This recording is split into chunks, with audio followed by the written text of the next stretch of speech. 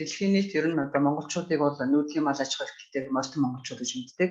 Харин монголчуудын газар тариалан эрхлэжсэн асуудлыг бол ингээд сайн тодорхой ойлголт бол бага байд юм байна. За яагаад энэ ойлголтын бага байдгийг хэлцэрэг өнөөдрийн манай Монгол орны уур амьсгал бол эрсдэр уур амьсгалтай. Одоо газар тариалан эрхлэл нэлээд одоо тийм хомс ийм уур амьсгалтай байдаг. Гэвч монголчуудын газар тариалан хөгжлийн түүхийг ингээд чулуун зэвсгийн үеэс неолитийн үеэс Монгол газар тариалан эрхлэж байсан улам өрийг одоо археологийн судалгаа, археологийн одоо шинж ухааны судалгаа нэгэнтэй нотлоод гаргачихсан. За Монгол нутагт неолитийн үеийн шинэ чулуун зэвсгийн үед газар тариалан эрхлэж байсныг одоо 20 дугаар зууны академич дорж байгаа бол судлаад Монголын археологийн олдврын үндсэн дээр одоо Монголд газар тариалан эрхлэж ээжээ гэдгийг бол гаргасан байна. Харин сүүлийн үеийн судалгаа буюу одоо тухайд өвөр Монгол болж байгаа судалгаа мөн одоо Оросын холбооны улсны одоо буряд буюу байгальд хийсэн судалгаануудаар энэ одоо неолитийн үед газар тариалан эрхлэж байжээ гэдгийг бол одоо судлаад олон улсын эрдэмтэд энийг хүлээн зөвшөөрсөн. За тийм учраас одоо манай хойд хөрш урд хөршид неолитийн үед газар тариалан эрхлэж байсан нь одоо шинжлэх ухаанаар тогтоогдсон бол дунд бүсэд нь оршиж байгаа Монгол орнд газар тариалан бол эрхлэж байсан нь ойлгомжтой байна. За бидний энэ яриад байгаа неолитийн үед Монгол орны одоо цаг уурын нөхцөл байдал бол өнөөдрийн шиг эрсдэр суур амьсгалтай байгаагүй. Өөрөөр хэлбэл нийтийн тооллын өмнөх 3000 жилд бол Монголын хүнжтэй тийм аятайхан уур амьсгалтай байсан. Тийм учраас бол газар тариалан неолитийн үеэс Монгол нутагт эрхэлсэн байна. Харин нийтийн тооллын өмнөх одоо 2000 жилийн үеэс нөгөө нийт одоо энэ цаг агаарын эрсдэр суур амьсгалтай нөхцөл болж хувирсан. Тийм учраас Монгол газар буюу Монгол нутагт одоо энэ 2 дахь буюу 3 дахь мянган жилийн тэртегээс энэ Монголын одоо үндсэн газар нутаг дээгүүр бол нүүдлийн мал аж ахуй гол нь зонглож одоо ирсэн. Тийм учраас монголчуудыг бол нүүдлийн мал аж ахуй эрхэлдэг нүүдлийн соёлтой ард түмэн гэдэг бол дэлхийн нийт мэддэг. Хэдий ч Монгол нутагт оршин тогтнож байсан одоо улс гүрнүүд хүмүүс одоо төмөр зэвсгийн үеэс хулаад эсвэл одоо Монгол нутагт байсан эртний улсуудын үед бол газар тариалан тодорхой бүс нутгуудад эрхлэж байсан. Өөрөөр хэлбэл цаг агаар өөрчлөгдсөнтэй уялдаад Монгол нутгийн одоо тодорхой бүс нутгуудад газар тариалан эрхлэх боломжтой тийм бүс нутгууд үүссэн. Тэр газар бол монголчууд өөрсдөө газар тариалангаа эрхлээд өөрсдийнхөө ахуй амьдрал, өөрсдийнхөө хүслийн хэрэгцээг хангасаар ирсэн байна. За энэ асуудлыг бол одоо Хүннү, Сямби, Жужаан, Түрэг, Уугар, Кидаан гэдэг энэ үеийн Монголын газар нутаг дээр газар тариалан эрхлэж байсан баримтыг бол түүхийн одоо сурвалжууд дээр үлдсэн байна. Ялангуяа одоо хятад хэл дээрх сурвалжууд дээр Монголын эртний улсуудын газар тариалангийн баримтууд бол нэлээд үлдэж хоцорсон. Мөн одоо энэ эртний улсуудын хот суурингийн судалгааг археологийн одоо малтар шинжилсэний үр дүнд ингээд Монголын газар тариалангийн хөгжлийг бол ерөнхийдөө ингээд үечлээд аваад үзэх юм бол эрт тундад үеийн хөгжлийг болохоор зэрэг Монгол нутагт оршин тогтнож байсан эртний улсуудаас эзэнт гүрэн өөрөөр их Монгол улс байгуулагдсан үеийн газар тариалангийн хөгжил гэж авч үзээд дараа нь бол их Монгол улсаас эзэнт гүрэн байгуулагдсан буюу эзэнт гүрэн хэдийгээр Монгол нутагт газар тариалан эрхлэж байгаа. За Монгол нутагт газар тариалангийн хөгжлийг одоо үндсэн үеүүдэд бүлэглэж ангиж болохоор байна. За нэгдүгээр нь бол одоо үүслийн үе, неолитийн үеэс одоо Монгол нутагт неолитийн үе, хүрлийн үе, төмрийн үе, дараа нь болохоор эртний буюу дундад үеийн одоо Монголын газар тариалангийн хөгжил гэж үзэж болохоор энэ нь болохоор эртний улсуудаас ахуулаад 10 байгаа. За энэ сая хоёр ангилсан энэ хоёр үеүүдэд бол монголчууд өөрийнхөө нутаг дээрээ тариалан эрхлэх боломжтой тэр бүс нутгуудад газар тариалан эрхлэж ирсэн ийм одоо үндсэн тариалангийн соёл бол Монгол нутагт бүрэлдэхүүн тогтцсон байна. За харин 18 дугаар зуунаас 20 дугаар зууны ихэнх үеийн газар тариалангийн хөгжлийг болохоор зэрэг би бол манжчин улсын үеийн Монголын газар тариалангийн хөгжил гэсэн нэг ийм одоо бас нэг үед авч үзэж байгаа юм.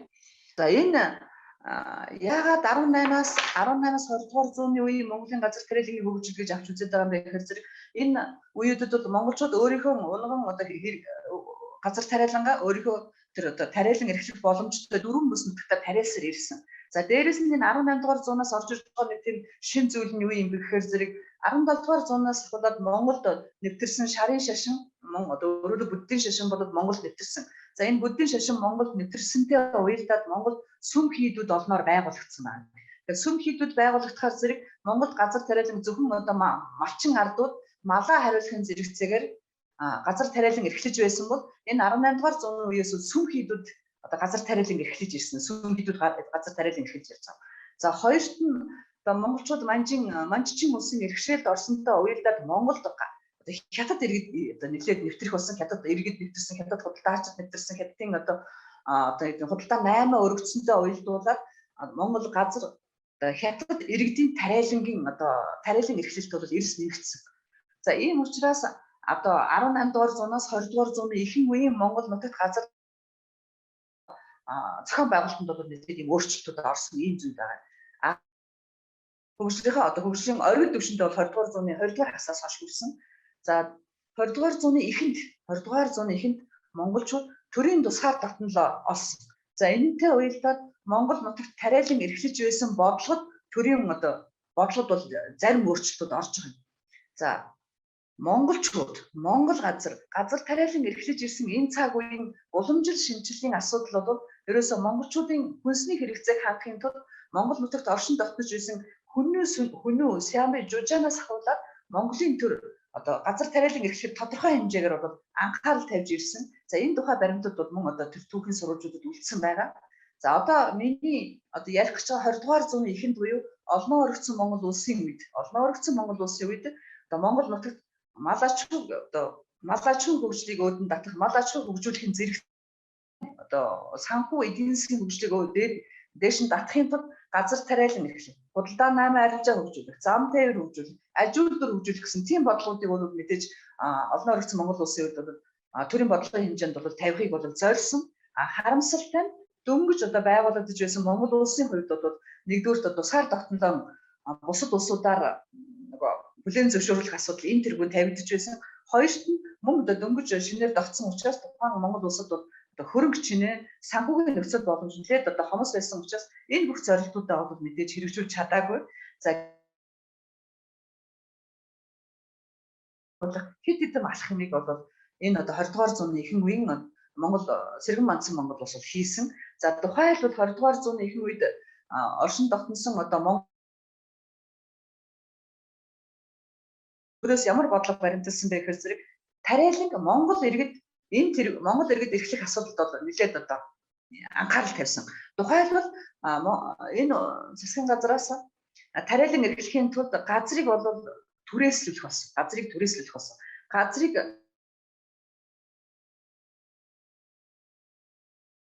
өгөх болсон.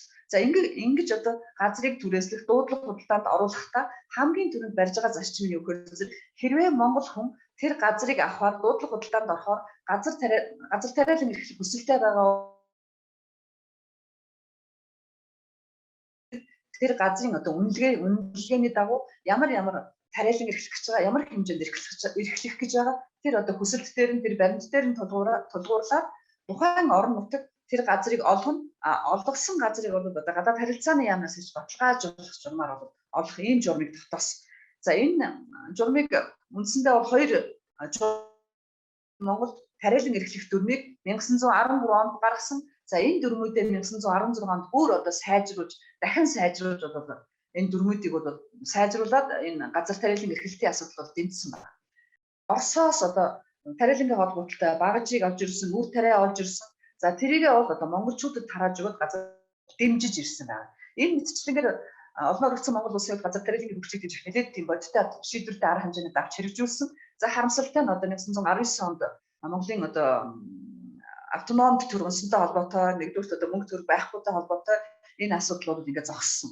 За дараа нь Монгол нутагт тогтсон ардын засгийн газар мөн Монгол нутагт газар тариалан эрхлэх асуудал нь монголчуудын Монгол төрийн улс орноо хөгжүүлэх, нийгмийн эдийн засгийн хөгжлийг нэмэгдүүлэх энэ гол гарц юм уу юмаа гэд мөн газар тариалан хөгжлийг дахин дэмжиж үргэлжлүүлсэн. Ингээд ардын засгийн жилүүд буюу 1924 онд, 22, 23 онуудад монголчуудын газар тариалан эрхлэх дүрм, Монгол гадаадын иргэдийн газар тариалан эрхлэх дүрмүүдийг бол гаргасан.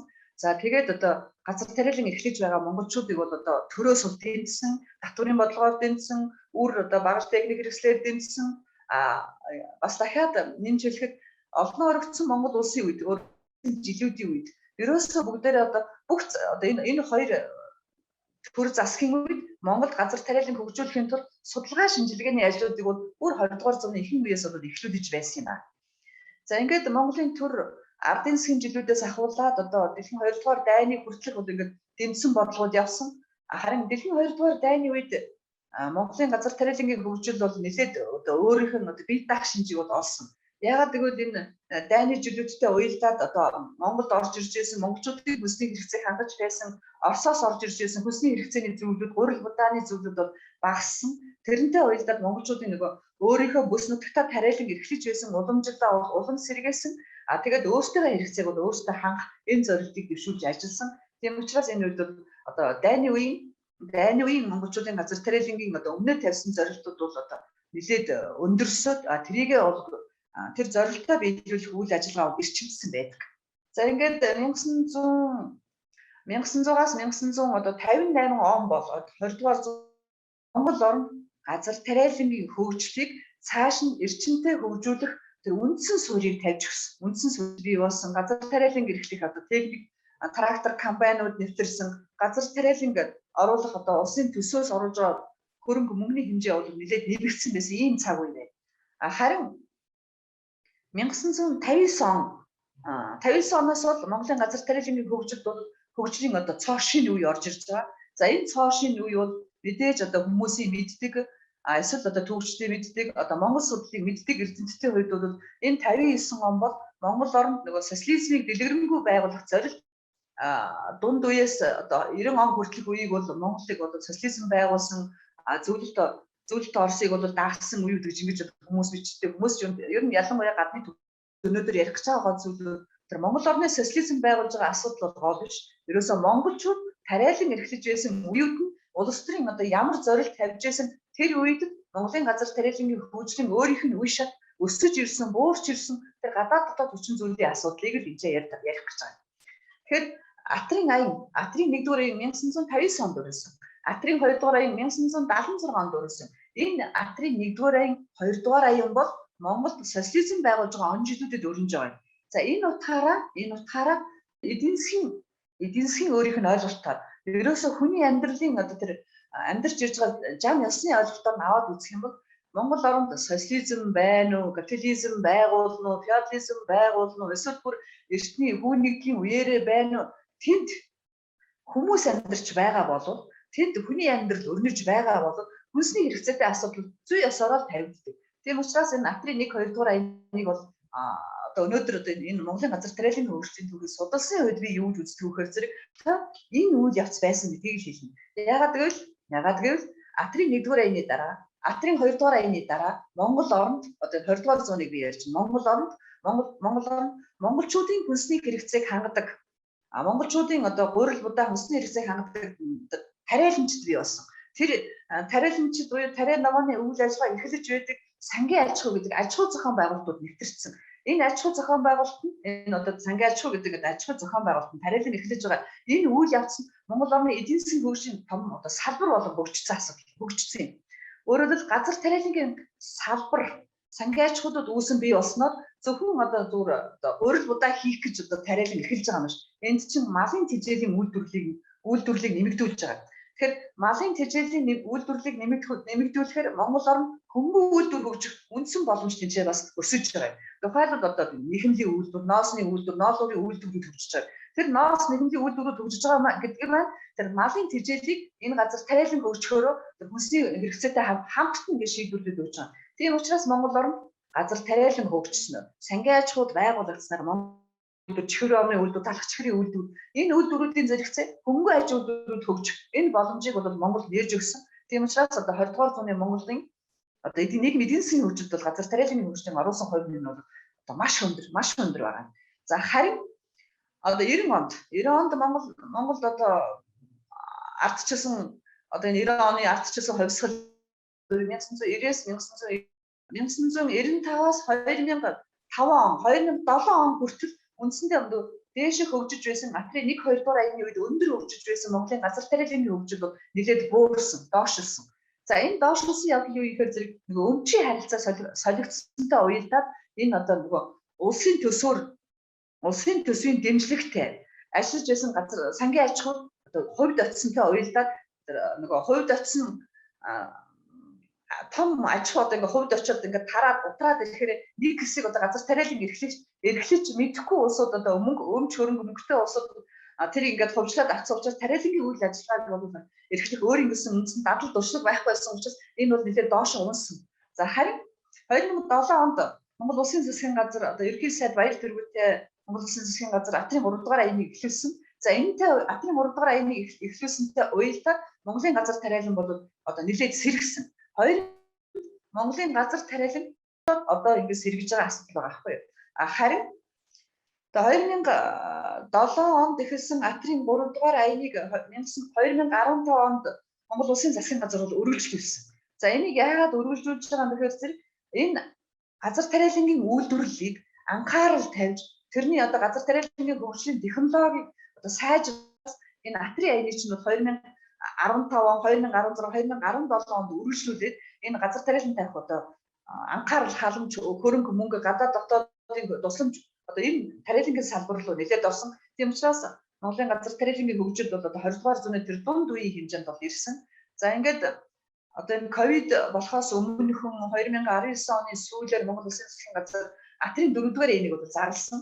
За Атрын 4 дугаар аянийг зарлаж байгаа асуудлын гол зорилго юу юм бэ гэхээр зэрэг байгаль экологт хор хөнөөлгүй шинэ технологиг одоо нэвтрүүлж газар тариалангийн үйлдвэрлэлийг тогтмол зорилготой цаашид эрчимжүүлэх шаардлагатай. Энэтэй уялдаад одоо Монголын тариаланчдын өмнө тавигдж байгаа зорилгууд нэлээд өндөр болж ирсэн. За ингээд ер нь Монголын газар тариалангийн хөгжлийн асуудлыг давчханд нь авч үзэх юм бол ирсэн. За энэ эрхлэж ирэхэд бол Монголын одоо өөрийн гэсэн газар тариалангийн соёл тогтцсон байгаа. Монголчууд бол газар тариалангийн соёлтой ард түмэн. За энэ газар тариалан энэ эрчимжүүлж ирсний үр дүнд Монголын аж үйлдвэрийн хөгжил, эдийн засгийн хөгжилд тодорхой хувь нэмрийг оруулж ирсэн. Ялангуяа Монголд бол хөнгөн аж үйлдвэр, хүнсний аж үйлдвэрийн хөгжилд газар тариалангийн оруулж байгаа хувь нэмэр бол маш өндөр ач холбогдолтой. Тийм учраас өнөөдөр монголчууд энэ газар тариалангийн үйлдвэрт өнөөдөр Монгол Улсын засгийн газар мөн л анхаарал тавьсан ажиллаж байгаа. Ийм түүхэн хөгжилтэй, ийм түүхэн хөгжлийг одоо та бүдэд дорчгой хариул юм байна. За баярлалаа. Миний зүг за манай үзэгчдээс ямар ч байсан бас асуулт байвал бүгдээрээ ингээд асуулт хариултынхаа хэсэг рүү орцгоё. За миний зүгээс бас их сонирхож байгаа зүйл болохоор энэ амуу будаа, шар будаа гэж та ярьлаа те. Ер нь айл газар хаана энэ амуу айл газар нь одоо амуу гэж нэрлэдэг. Айл газрын шар будаа гэдэг юм. Бас өөр нутгуудад одоо ямар нэртэй байдаг юм бол гэдэг ийм асуулт байна. За дараагийн тунгаа. Энэ чинь ястаа нутаг өөр нэрлэнэ. Одоо шин Монгол газар ер нь бол Монгол газрын тарианы чинь дандаа нэг олон их орхон, сэлэнг одоо ингээд туул тэгээд одоо урагшаага тэр нөгөө Баян онгор төвөн гол урагшаа гой валтаа урд руу ингээд тарианы тарьж байгаа юм. Тэгээд газар болгон энийгээ бол өөр нэрээд байна. Тухайлбал булганыхан бол эний чинь бол шар будаа гэж ярих жишээтэй. Өөр газар болохоор чангаанц гэдэг юм уу. Эсвэл одоо хар будаа, бог будаа, чангаамал гэдэг ингээд олон янзаар нэрлэдэг. За энэ олон янзаар нэрлэх нь нутгийн тэр ардуудын өөрсдийнх нь тэр сэтгэлгээний онцлогтой яриад хэлээд хоорондоо тохирсон яриад ингээд хэвшцэнтэй холбоотой. Энэ бол ямар ч олон янзаар нэрлэдэг байлаа гэсэн энэ бол бог будаа буюу тэр латин нэрээр Pansum L гэдэг ийм ургамал байгаа юм. Яаж нэрлэлээ гэсэн латин нэрээр нэг л ургамал байхгүй юу? Амуу будааг бүр неолитийн үеэс ахуулаад Монгол тариалж ирж. Неолитийн үеэс ахуулаад Монгол тариалж ирж. Одоо ч гэсэн амуу будааг бол одоо иргэд хуваараа бас тариалж байгаа. Хуваараа тариалж байгаа. 20 дугаар зууны Атрын анх тур аянаас өмнө алгалцсан уу? 20 дугаар зууны одоо Атрын анх дугаар аянаас өмнө бол монголчуудын тариалж байгаа тарианы дийлэнх нь бол амуу будаа 10. Өнөөдөр бол тариалангийн одоо үйлдвэрлэлийн нөхцөлд бол энэ шар будааны тариалт бол одоо буудаага бол гүцэхгүй. Буудаа давамгаал тариалж байгаа. Тэгээд хүнсний ногоо давамгаалж явж байгаа. Амуу будаа бол монголчуудын уламжилт ийм л будаа. Тэгээд энэ бол олон газар олон янзаар нэрлэгддэг байлаач нэг төрөл зүйлийн Монгол нутагт өөрийнх нь унган энэ газар шороо хөрсөнд ургаж ирсэн ийм л ургамал. За баярлалаа. За тунгаа гараа өргөсөн байна асуултаа асуугаарай. Сайн байна уу Пүнсэл огтроо. Сайн байна уу. Би танаас нэг хоёр асуулт асуух юм аа. Нэгдүгээр энэ Баян Хонгор аймгийн Баянлаг сумын бичгтийн амнаас олдсон Сэрод Жавгаан нөгөө судалгааны үр дүнд олдсон нэг өхөр анжис хөлөсөн өхөрний зураг гэдэг нэг олдвор байдгийн байлээ. Тийм. Тийм тэрийг одоо нөгөө газар тариалангийн түүхэнд чинь нөгөө анжис тариалангийн үе, зээтүү тариалангийн үе энэ төр гэлээд гişэ тийм ээ. Тэгэхээр манай Монголын хувьд бол тэр зээтүү тариалангийн үе нь хэдийд байсан, анжис тариалангийн үе нь хэдийд байсан бол би тэр Баян Сэрод Жавгаан тэр олдврыг одоо бол анжис тариалангийнх нь үе нь байсан болов уу гэж бас бодоод байгаа. Энэ хоёрыг та цаг хугацааны хувьд нэг жоохон багцаа ялгах боломж байна уу? Би таны судалгааны гол поинтыг чинь нөгөө 20 дугаар зууны тариалан гэж мэднэ л дээ. Гэхдээ таныг судалж байгаа хэвчээ нэг тийм юм ялгаа олж харсан болов уу? Хэдийгээр анжист болон зээтүү тариалангийн үе хөгжиж ээж үү? Тэгээд аль нутгуудад илүү анжист нь илүү ээж үү? Аль нутгуудад зээтүүт нь илүү ээж үү гэд. Би нэг юм чинь тэр бичиг нөгөө юуны анжис хөлөсөн өхөрний зургийг бол ер нь их өдөө говьалтай тэгээд энэ уулархаг нутгаас илүү олддог гэж уншижсэн байхгүй юу? Тэгээд тэр анжист болон зээтүү тариалан бүс нутгаараа бас жоох ялгаатай нэгэн цаг хугацаанд ялгаатай хөгжижсэн болов уу гэсэн юм бодогдоод идэгий. Зөв байна. Зөв бодогдсон байна. Зөв бодож. Хоёр дахь асуулт маань болохоор зэрэг юу байгаа юм нөгөө одоо энэ газар тариалангийн нэг юм бүс нутгуудад хуваагдаад ах шиг байгаа юм. Эрт үед ч гэсэн одоо баруун бүсийн тариалан ч гэдэг юм уу. Тэгээд энэ ардын тариалан ингээд тэр нь орчин үеийн одоо энэ 20 дугаар зууны үеийн газар тариалангийн бүс нутгуудтай ер нь давхцал байна уу? Мэдээж шинжлэх ухаан техник хөгжөөд одоо байгалийн ямар нэгэн нөхцөлгүйгээр л хөгжиж байгаа байх л та. Гэхдээ нэг тийм илүү давмгаа хөгжиж байгаа одоо нөгөө бүс нутгийн ингээд давхцал нь орчин үеийн газар тариалантай давхцаж гэнэ үү, яаж гэнэ үү таны судалгаанд тийм юм харагдуу гэж асуусан. Стаахтар асуулт асуудаг хөвгт байна юм чинь. За яг л нэг асуулт бол түн сайхан. Тэр анжист газар тариалан, зээтүүт газар тариалан гэж асууж байгаа чинь их л одоо юу гэмтэй. Аливаа юм бол анжист газар тариалан хөгжсөн бол зээтүүдийг нөгөө туулах ёстой шүү дээ. Тий, туулах ёстой яг үнэ. Өөрөлд логикоор яач ч бодсон тэгж бодогдож байгаа биз. Тэгэхээр энэ дээр болохоор хэн одоо тэр Баян Хонгор аймгийн бичгтийн хаднаас олдож байгаа тэр анжис хөлсөн өхрийн зураг байж байгаа шүү дээ. Энэ тэр анжис хөлсөн өхрийн зураг байна гэдэг чинь тэр төмөрлөгийн 90 үед тэр зургийг төмөрлөгийн 90 үед буюу төмөр зэвсгийн үед тэр зургийг хамааруулж ойлгодог байхгүй юу? Тэгэхээр зэрэг төмрөөс өмнөх неолитийн үед бүр нийтийн тоолын өмнөх 3000 жилийн үед Монгол газар тэр чайлдын неолитийн хувьсгал болж байгаа гэдэг чинь тогтооцсон. Өөрөөр хэлбэл нийтийн тоолын өмнөх 3000 жилийн үед Монголд анжист газар тариалан байсан юм байна. Тийм учраас Тамсаг болгын тийм том суурингууд бий болж байгаа гэдэг чинь нөгөө дорж ахтимж тогтоогоод тэрийг Оросын судлаачид тогтоогоод тэрийн сүүлийн үеийн хоёр энэ урд хойно болж байгаа археологийн үеийн олдврууд тогтооцсон. Тогтоочихсон. Тэгэхээр Монгол нутагт одоо анжис тариалан бол хизэнээс байна вэ гэхээр зэрэг ерөөсөө нийтийн тоолын өмнөх 3000 жил үе Тамсаг улгийн тэр овоотын суурьнгаас ахуулаад Монголд анжис тариалан байсан. Тэрний үлдэж Тамсаг улгч нь болохоор Доронтих шүү дээ. Доронтогт болохоор тэр анжисын тэр зураг олдоогүй боловч тэр юунууд нь бууцуудаас нь бууцыг харахад тэнд бол газар тариалан хөгжиж гэдгийг бол батлаад байгаа юм. Харин бичгтийн хадны анжис хөлөсөн өхрийн зурагч нь болохоор төмрийн үед орж ирж байгаа. Төмрийн үе гэдэг чинь юу гэж байгаа хэрэг нөгөө цаг агарын эрх дээрс уур амьсгал чинь өнөөдрийн шиг болцсон байхгүй өнөөдрийн шиг болцсон. Өөрөөр хэлбэл тэр газар тариалан тийм дэлгэрэнгүй хөгжүүлэх боломж байхгүй байсан ч гэсэн хадан дээр байгаа энэ анжис хөлөлдсөн өхрийн зурагч нь Монгол нутагт тодорхой бүс нутагта энэ анжис тариалангаа эрхлээд явж байсан байна гэдгийг судлаачид тогтоочод байгаа. Нэгдүгürt хоёр дахь асуулт. За Монгол нутагт их зөв асууж байна л да. Монгол нутагт тариалангийн үндсэн 4 бүс байна гэж яриад байна. Одоо судлаачид энийг тогтоогоод ярьж байна. Энэ 4 бүсэд ардын тариалан хөгжиж байсан.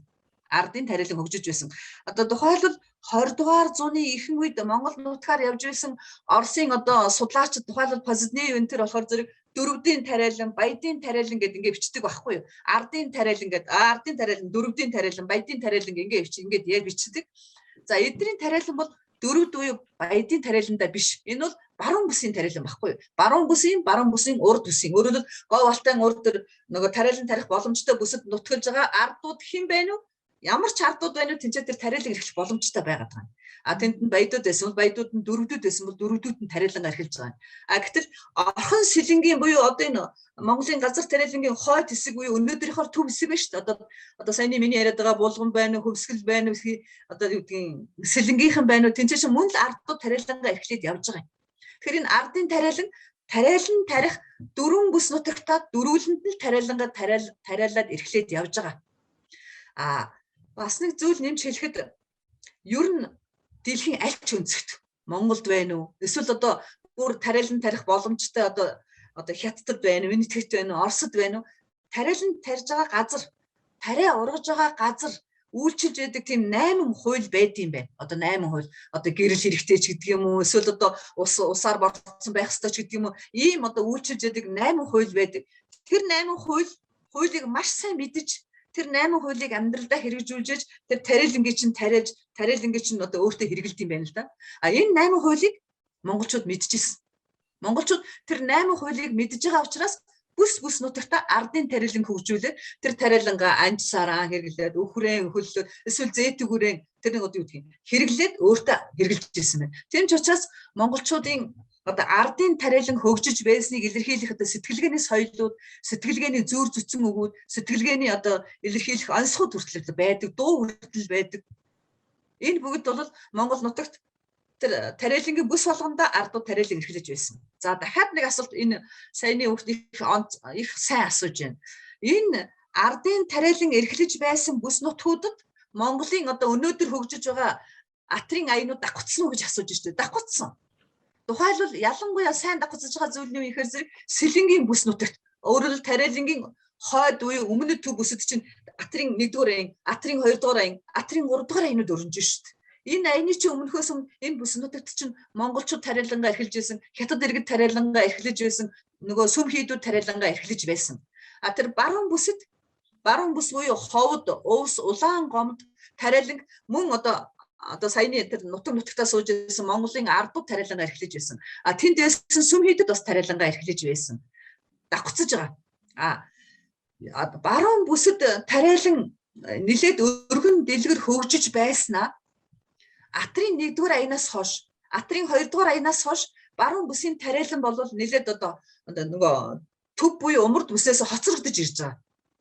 Энэ яагаад хоцрогдож ирж байгаа юм бэ гэхээр зэрэг нөгөө атрын 1-р аян, атрын 2-р аян дээр нөгөө тариалж байгаа гол тариалангийн сорт чинь улаан будаа болоод ирж байгаа байхгүй улаан будаа. Өөрөөр хэлбэл гурил нөгөө хүнсний үйлдвэрлэлийг хөгжүүлэх улаан будаа хөгжиж штэ. Тэгээ улаан будааг тариалах гол орчин нөхцөл нь бол энэ саяны 4 бүсээс чи аль нь илүү одоо юу гэдэг тохиромжтой юм гэхээр энэ төвийн бүс нь илүү тохиромжтой байхгүй юу.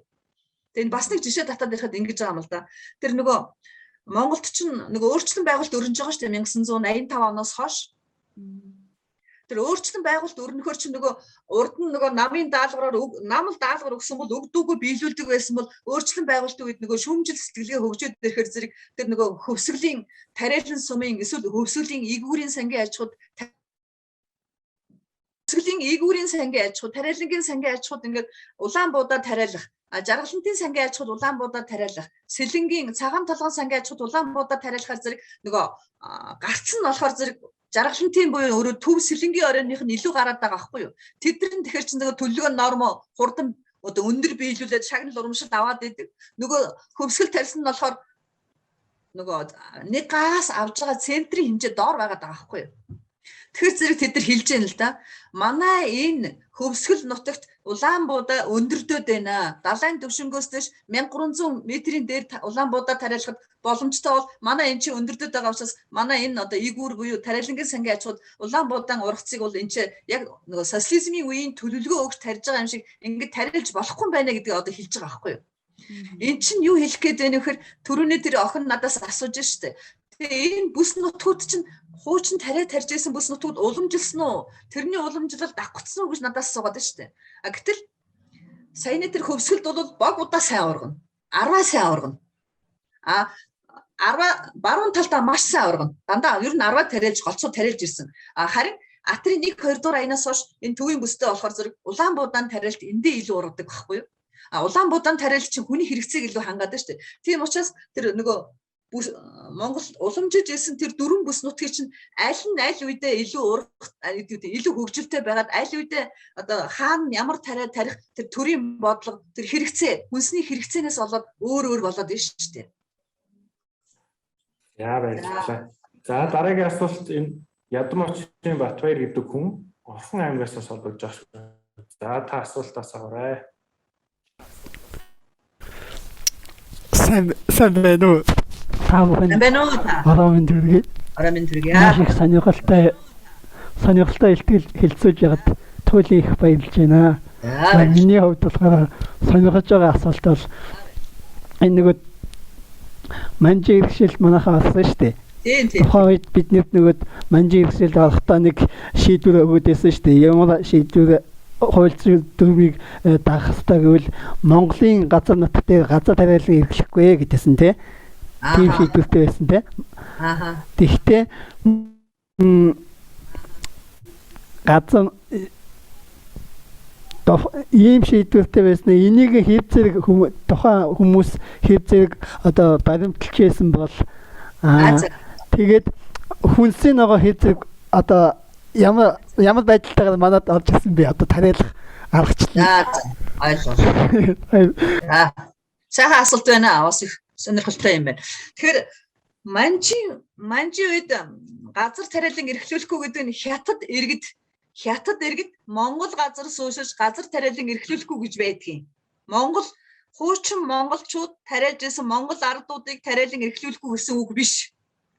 Миний дуу сонсогдож байна уу? Миний энэ нөгөө гацаад байгаа учраас хэцүү байна. Сонсож байна. За сайн байна. Тэгэхээр зэрэг энэ манжи хууль дээр болохоор хятад иргэд Монгол газар ирж газар тариалан эрхлэж болохгүй, хятад иргэд Монгол газар ирж Монгол эхнэр авч болохгүй гэсэн хуулиуд байдаг болохоос монголчуудыг Монголын одоо хуучин бүс нутагтаа суугаад тариалан эрхлэж байсан ардуудыг бол гэсэн хууль байхгүй. Би тийм зүйлтэй таараагүй. За хоёрт Монгол газар хүнсний ногоо ер нь хизээ анх тариалж исэн бэ гэх юм бол бүр хүнөөгийн үеэс, уугрын үеэс юм байлээ. Тэгээ ялангуяа уугрын үед бол нөгөө олдож байсан сурвалжуудыг аваад үзэхээр зэрэг тэр уугрууд чинь бол одоо нөгөө төрөг угсааны усуучтай.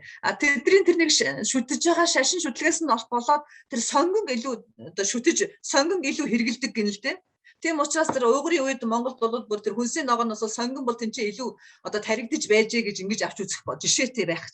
Дараа нь Монгол газар хүнсний ногооны тариалтын асуудал бол мэдээж тэр манжи үед хятад иргэд Монгол газар олноор ирж Монгол газар тариалан эрхлэх болсондоо уялдаад Монголд энэ одоо хүнсний ногооны тариалтууд бол дээр үеэс эхэлсэн байгаа.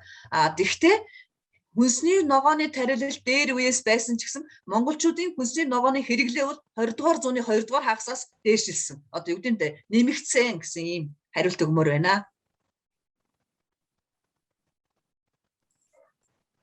За. Асуулт асуусан баярлалаа. За өөр асуулт байна уу? За.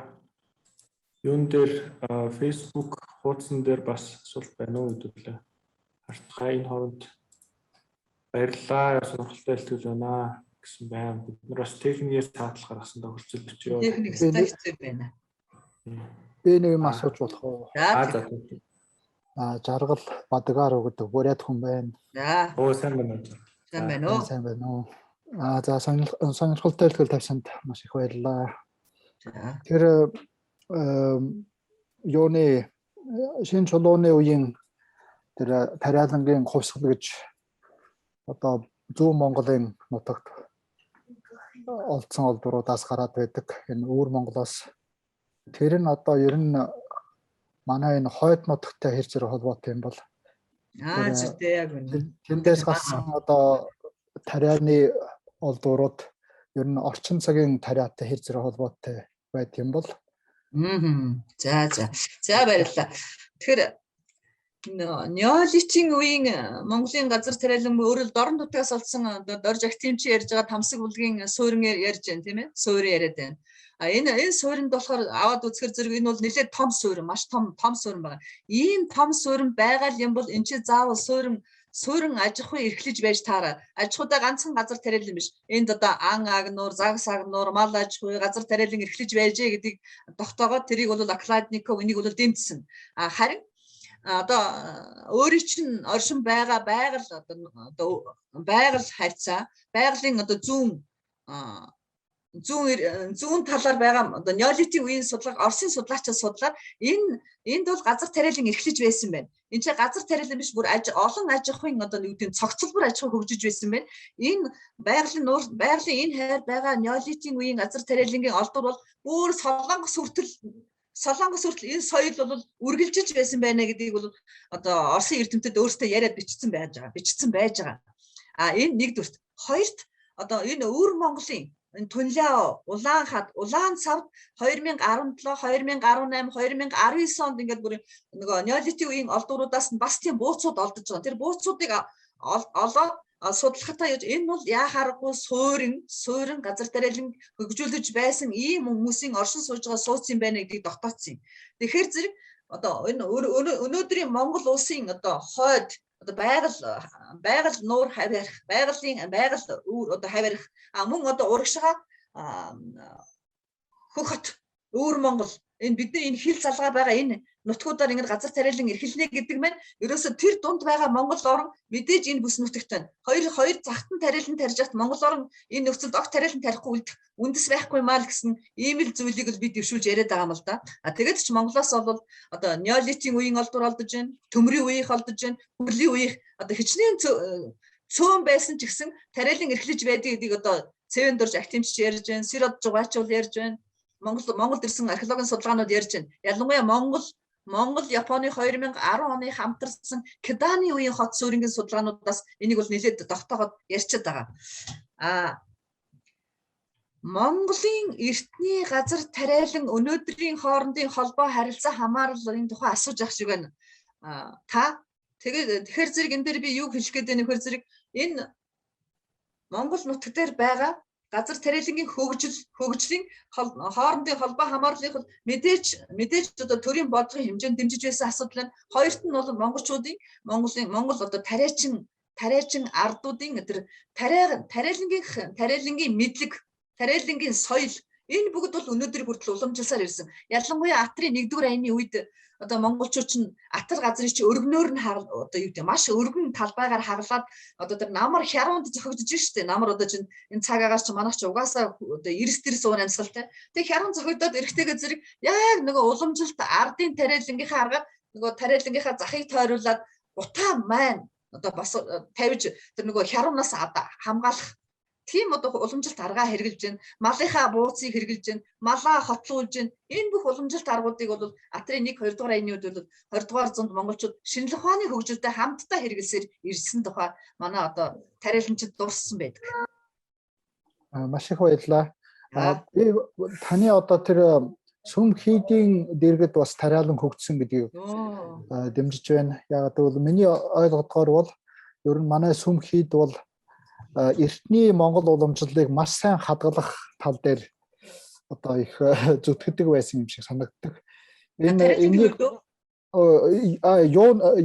бүх юмны хувьд одоо энийг би одоо хил дээр бас их ажиглаад байдаг. Энэ эртний тэр орчуулах уламжлалыг одоо энэ сүмхий дээрээ дамжиж ингээд тэрийг маш сайн хадгалаад хожуу үе хүртэл хадгалсан.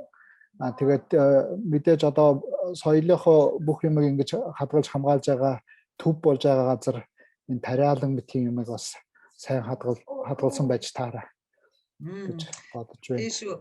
Яг үнэ тэр санаж нэг байна. Тэр энэ сүм хийдийн тариалан гэсэн сэдвээр 2015 онд би энэ өнгөрт болсон олон улсын хуралд бас илтгэл тавьж илаа. Тэр хуралд илтгэл тавихад энэ гадаадын судлаачид сүм хийдийн тариалан маш их сонирхт юм байлээ. Маш их сонирхдаг.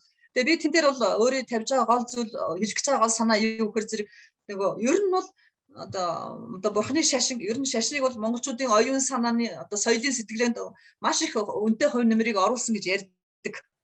Тэгээд зарим нэгэн хүмүүс нь одоо ямар нэгэн байдлаар одоо социализмын үеийн ч гэдэг юм уу одоо түүхчлэгч гэдэг юм уу судалгаанд ч гэдэг юм уу нөгөө шашныг муулах гэхээр Шашин бол ард түмнийг мунхруулдаг тамхи мөнгө гэдэг ингээд баахан сурталчилсан тэрийг муулахаараа зэрэг нөгөө сүм хийдий чи ямар ч оройлгүй юм шиг болох гээд байгаа байхгүй юу? Энийг би сүм хийдэг чинь тэр номоо номлоо. Тэр олон одоо сургаал одоо юу гэдгийг хүмүүсэд ингээд зөвхөн шашнаас гадна өчнөө олон мэдлэг тэнд яваа. Тэрийг ингээд ойлгуулсан. Харин сүм хийд тухайн үеийнхээ нийгмийн тухайн одоо үеийнхээ нийгмийн үйлдвэрлэлд оролцоод, хуваарлалтанд оролцоод ингэж явж ирсэн юм байна гэдгийг би газар тариалангаар нь гаргах гэж оролцсон. Өөрөлд сүм хий зөвхөн номлоод байт юм биш. Эн чинь бол аж ахуйн үйлдвэрлэл эрхлээд байна шүү дээ. Тариалан эрхэлж байна, жин эрхэлж байна, мал аж ахуй хөгжүүлж байна. Одоо юу гэдгийг жин 8 хийж байна. Сүм хийд бол зөвхөн юуны газар энэ бол одоо бас одоо үйлдвэрлэл аж ахуйн ийм газар байж ил гэж одоо миний газар тариалангийн хөгжлийн төвийн асуудлыг аваад үзэхэд бол энэ бол нэлээд тод гардаг. Ялангуяа 20 дугаар зуунаас өмнөх одоо манжийн үед энэ сүм хийдий чинь хамгийн их одоо өргөн далайцтай хөгжүүлж байгаа чинь сүм хийж штэ. Сүм хийдийн дараа хятад орж байгаа байхгүй хятад иргэд. Дараа нөгөө нутагтаа тарьж байгаа Монголын нөгөө тариач ардууд орж байгаа. Энэ утгаараа сүм хийд газар тариалангийн хөгжил төдийгүй монголчуудын тухайн ахуйн нөхцөлдөө тухайн эдийн засгийн хөгжилдөө өөрийнхөө хувь нэмрийг маш мундаг оруулж ирсэн юм байна л гэж би боддог. Маш зөв. Манай энэ хойд нутгаар нэг жишээ болгож хэлэхэд Янгажингийн датсан гэж нэг сүм хийд байсан. Тэгээд тэр болохоор нэг онцлог нь нөгөө усны нөөцөөс маш хол зайтай оршдог байсан. Тэгээд ламнар нь нөгөө шургааг түнхэж одоо тийм усны хоолой хийж хэдэн километрийн зайнаас ингээд ус оруулж тариа тарьдаг байсан. Тийм бас нэг онцлог байна. Тийм. Тэгээ баруун Бурятад бас тэр нөгөө сувг гэж яг үнэ. Сувг малтад тариа усалдаг тийм жишээ байна. Энэ эртний тариалан биш үү?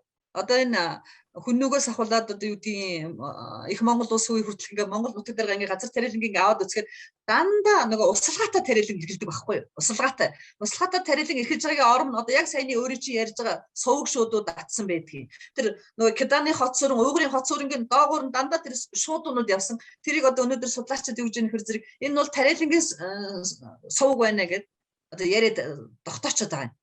Одоо хамгийн том сувг гэж нь одоо энэ манай баруун Монгол байж байгаа шүү дээ. Сартагтайнгуу. Сартагтайгийн чинь бол энэ бол бүр сартагтайнгууг бол юу гэж хэлээд байгаа энэ бол байгалийн тогтоц биш юм байна. Энийг бүр ингээд бүр яхааргүй бүр байгууламжаар барьсан юм байна гэдэг ингээд судлаачид бас ярьж байгаа шүү дээ. Энэ чинь бүр бараг 200 км ч үлээ урттай тийм гоо байдаг шүү дээ. Би бол өөрийнхөө нүдээр хараагүй номноос л уншаад байгаа. Зөв. Би тэрийг сонсоогүй юм байна. Тэгээ сартагтайнгууд аюу алдартай томгоо. Би бас гайхчихсан. Нэг очиж үзэхээс л гэж бодоосоо. За манай Жаргал Бадгаров судлаач маань бас манай төвийн үйл ажиллагаанд их төвтэй оролцдог их сонирхолтой бас талаас нь асуултаа баярлалаа. За цаг бас нэлээ явж байгаа болохоор тэр нэг асуулт тавьчих нараа. Тийм. Одоо яг тог намсраа докторийн асуултыг хэдүүлээ сүүлийн асуулт болгоод тэгээд өндөрлөө. Хоёр асуулт байсан. Бүтээл тохиомлын жагсаалтыг бас нөгөө ивэнтийн хуудсанд оруулчлаа. Энэ зөвлөлтийн хөрс агрономи яг үнэ. Зөвлөлт та их үү. За энэ хариулах уу. Тэгэхээр зөвлөлтийн хөрс агрономи экспедицүүдийн түүхэн ач холбогдолд та хэрхэн үнэлж байна вэ гэдэг энэ хүн асуулт тавьж байгаа хүн бол ургамал судлаач ботаникийн мэрэгжилтэй их сүрхий юм уншдаг хүн л ийм асуулт тавина да.